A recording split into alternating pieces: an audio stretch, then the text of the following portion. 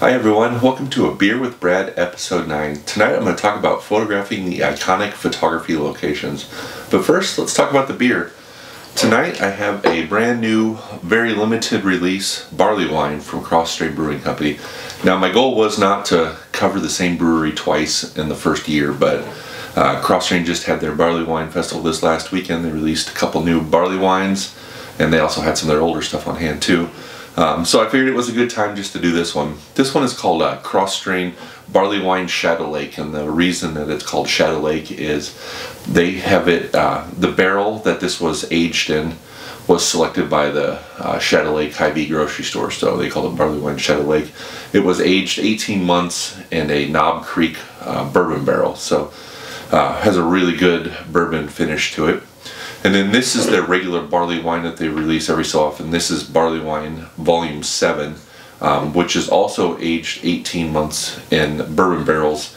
But this one isn't a specific bourbon barrel, it's just a blend of bourbon barrels. So they're both fantastic, both really good. Bourbon flavor to them. They're just a nice, they're not easy drinking beer. They're both 13%, but they're both really flavorful, smooth beers. So Cross Strain's Barleywine Shadow Lake.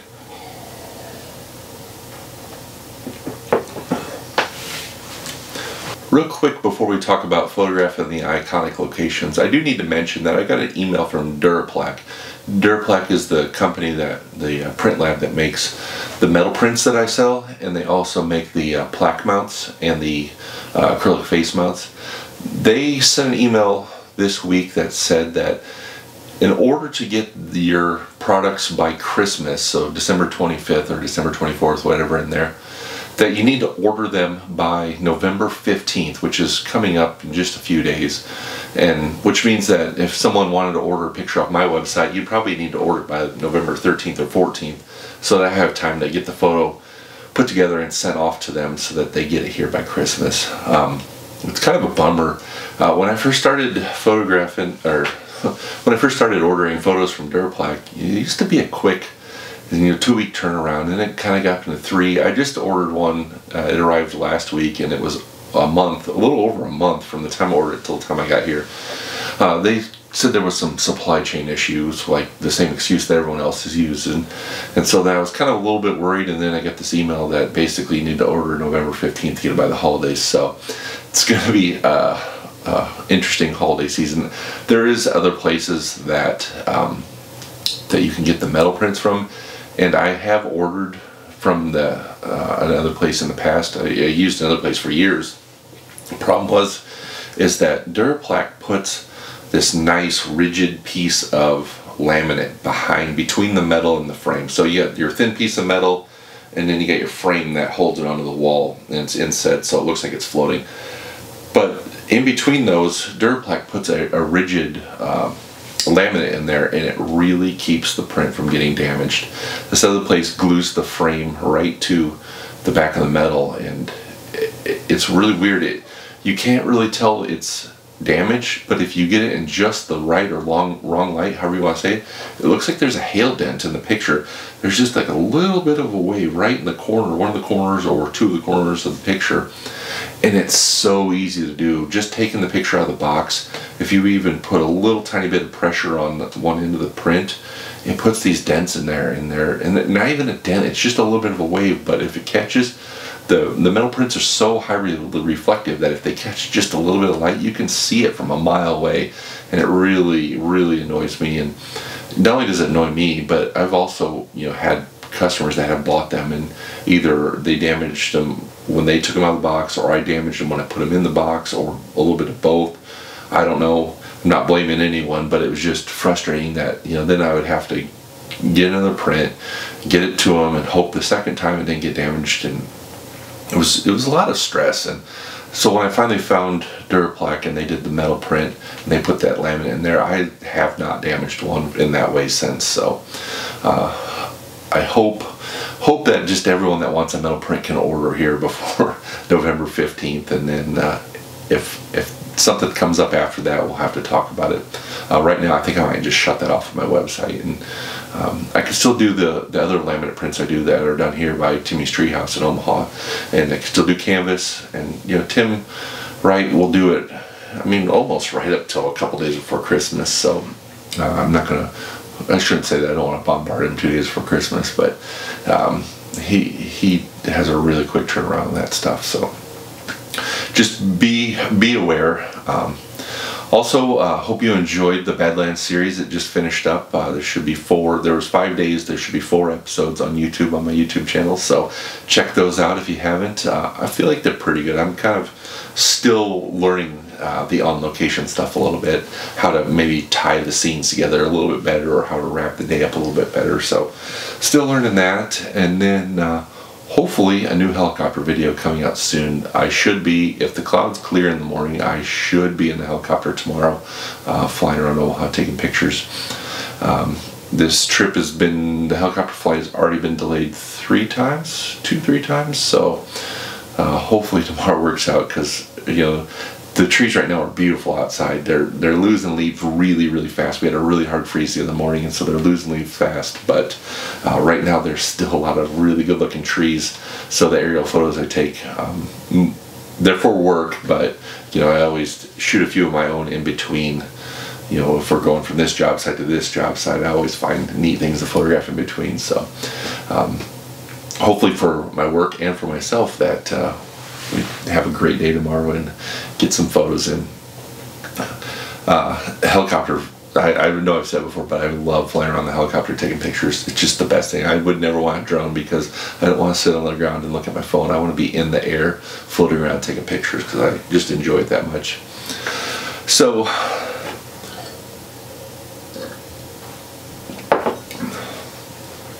tonight I want to talk about photographing the iconic photography locations, all the famous pictures you've seen over and over, everything from Maroon Bells out there in Aspen, Colorado, to the Glade Creek Grist Mill down in West Virginia. You got Delicate Arch up in Arches National Park near Moab. You got Mesa Arch, which is in Canyonlands National Park, also right outside Moab. Mesa Arch is probably the craziest one. If you haven't seen a picture, just Google Mesa Arch crowd, and you'll just get thousands of pictures of just shoulder to shoulder, 3 deep people, just all piled up trying to photograph the same picture on this arch. I've been there, I've done it. It's quite an interesting scene. And then you also have like the Schwabeckers Landing up there in the Grand Teton National Park. You have the Mormon Barn also in Grand Teton National Park.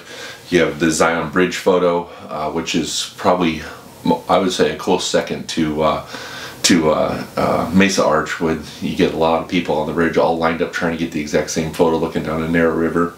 And then up in Oregon you got Proxy Falls, and down in Southern California there's I think it's in San Diego, where you're looking underneath everyone takes a picture underneath there's a pier out into the ocean. There's a lot of photographers that hate on taking these pictures, and I definitely don't do that. I'm going to take the ones that I'm interested in. It's interesting, I heard a photographer, Nick Page. I know I've talked about his channel before. Nick Page is a phenomenal landscape photographer out there in Oregon. And he also does a lot of travel around different parts of the United States, and I think around the world a little bit too. But Nick called photographing the icons kind of like collecting baseball cards, and to me that was the perfect analogy. When we were kids, we all wanted that Bo Jackson rookie card, or the Jose Canseco rookie card, and it's just like, it's kind of like that. Like when a lot of people get into photography, they want to collect those cards. I think with the cards it's because they think they're worth money, but I don't know with the photography if it's like a status symbol, or they just want that shot in their portfolio. And like I said, I've been there, I've photographed a lot of those locations, and I think they're all really cool, and I don't shy away from them because they're iconic. It's not that I like seek them out or don't seek them out. If I'm in the area, I'm definitely going to check them out if I think they're cool. I've been to Aspen a couple times. Once was on a photography trip that was just kind of where we made it before dark, so we stayed in Aspen and photographed Maroon Bells in the morning. It's a beautiful place. It is definitely not one that you should shy away from just because it's iconic or just because it's crowded. And then the other time we were in Aspen, my wife and I were in Aspen for our anniversary, so I photographed Maroon Bells. they're iconic. There's two main reasons. Most of them are iconic because they're amazing, they're beautiful, and the other is most of what I've figured out from the iconic photos I've been to is they're just, most of them are pretty easy to get to.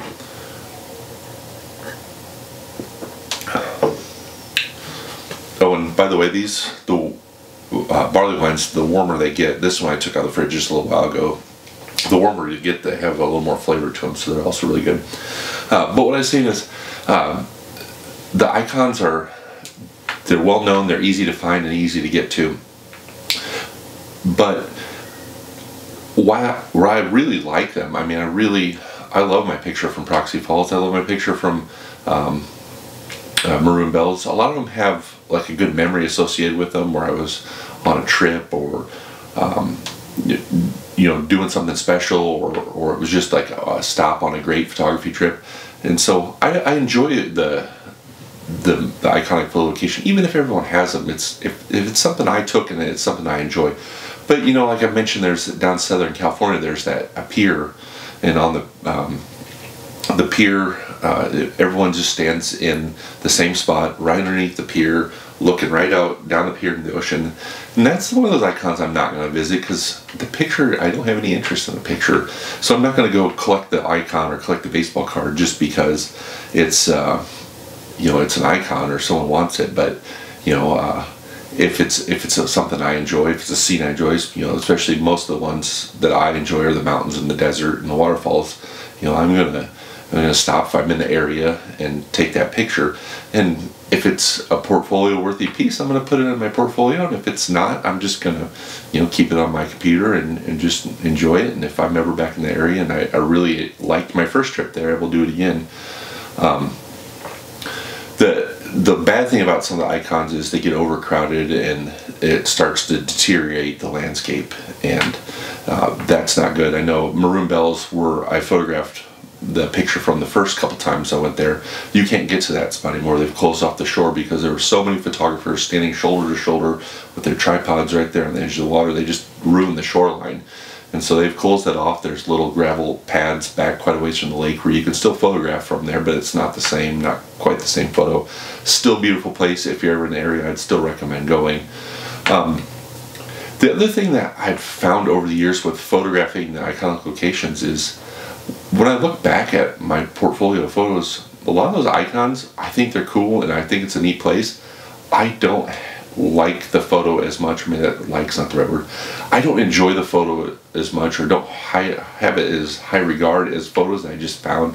You know, I've brought up on this channel a lot that when I'm out exploring, when I'm out searching, finding places, those are the photos I really that draw me in later on. You know, after I've taken, a few years after I've taken it, when I go back and look at these pictures, it's kind of the unexpected or the unplanned stuff I've really looked back and like, man, I like that. I have a picture, it's the Falls at Dunlop Creek. I have a 6-foot wide picture of it above my couch upstairs, and I still look back at, you know, that's one of my favorite pictures I've ever taken. And that was a picture where we were just driving down the road. We had, I think we shot the Glade Creek gristmill, the iconic gristmill at sunrise, and we had something similar to that picked for sunset. And this was just the middle of the day. We were out exploring, came across this creek, started driving along the side of it, and then got down in the creek bed and found these waterfalls. And it's a perfect scene. And it was not on a radar, it was not in the plan, but it was definitely my favorite photo from that trip, and it's probably one of my favorite photos I've ever taken. It's a beautiful waterfall. And then this also, some of the reasons like I like the sandhills out in western Nebraska is there's not an icon, and I mentioned in the Badlands videos, up in the Badlands there was not really icons. It was just you were out exploring, trying to find scenes. And you know, when I go up to the sandhills, I just wander around and try to find scenes that I really like. So while I would never tell anyone not to photograph the icons, I do find a lot more enjoyment out just looking for these scenes and finding them. So thanks for tuning in this evening, and hope you're enjoying your barley wine. Don't forget that the deadline is November 15th for a few items on my website. Every item says when the last day to order is next to it. So if you have any questions, shoot me an email. I'll be sure to help you out. So thanks again for tuning in. We'll see you next time.